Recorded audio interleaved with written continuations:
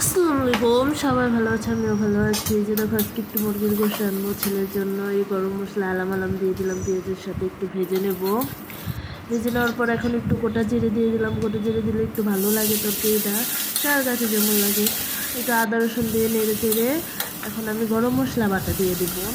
অনেক পদের গরম মশলা আছে এখানে, বেটে একসাথে রেখে দিয়েছি, এটা দিয়ে দিব। তারপর এখন হলুদের গুঁড়া, মরিচের গুঁড়া দিয়ে দিব। মরিচের গুঁড়া একটু বেশি খাই আমরা।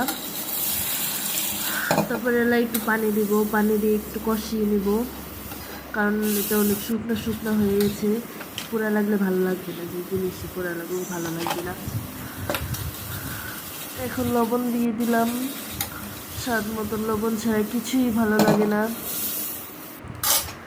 তারপর একটু পানি দিয়ে এখন ঢেকে দিব, একটু কষাবো।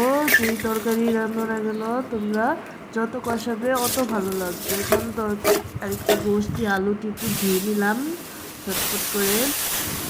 এখন আমি এটা দিয়ে দিব, এটা দিয়ে একটু কষিয়ে নেব।